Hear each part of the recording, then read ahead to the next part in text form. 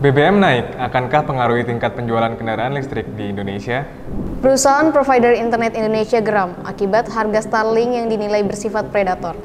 Apple siapkan banyak fitur AI di iOS 18. Hai guys, selamat datang di segmen High News by High Electronic, di mana kami akan selalu memberikan informasi menarik, terbaru, dan terdepan yang pastinya akan selalu membuka wawasan kalian terkait perkembangan teknologi, elektronik, dan gadget di dunia. Bersama saya Dian. Dan saya Dilan. Baiklah, tanpa berlama-lama lagi selengkapnya di High News.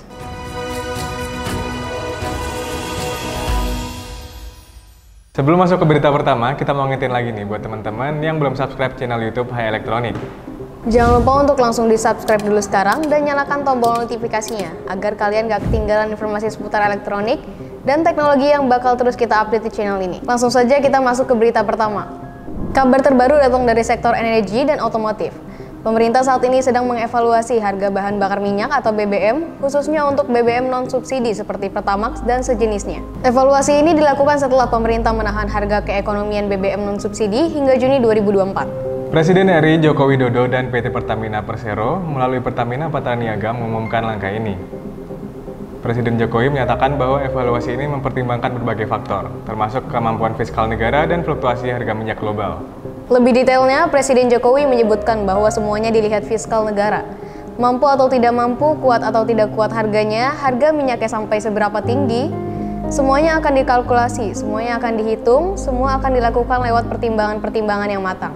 Melihat tren kenaikan harga BBM, apakah masyarakat akan mulai beralih ke kendaraan listrik? Yusak Billy, Business Innovation and Marketing and Sales Director PT Honda Prospect Motor, mengatakan bahwa kenaikan harga BBM bisa mempengaruhi penjualan mobil bahan bakar fosil. Meskipun ada banyak faktor lain juga yang mempengaruhi, seperti kondisi ekonomi dan politik.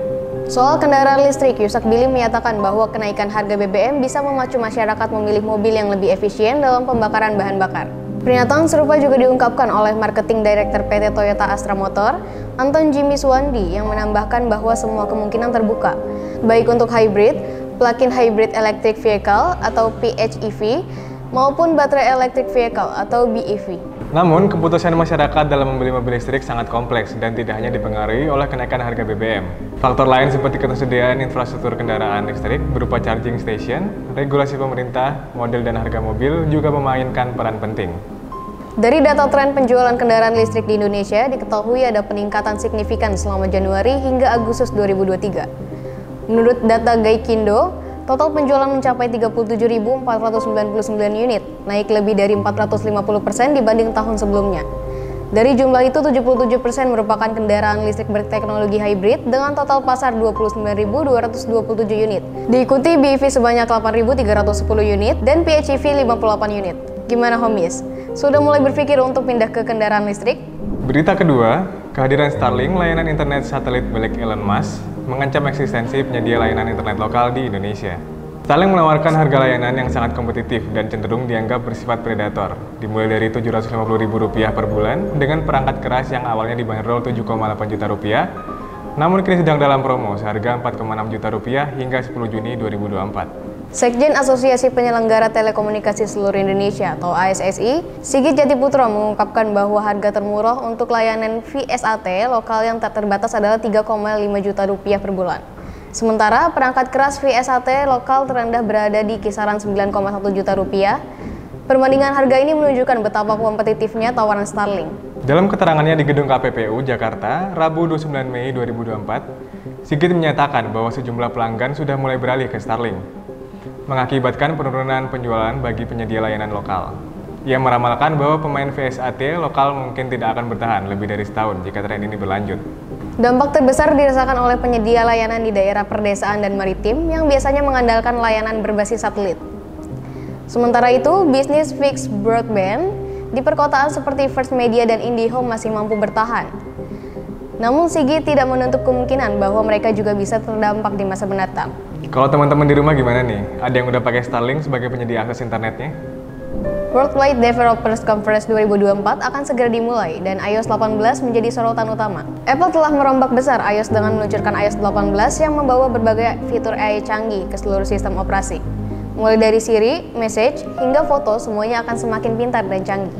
Siri akan mendapatkan pembaruan besar dengan kemampuan AI yang lebih baik dalam interaksi alam dan percakapan.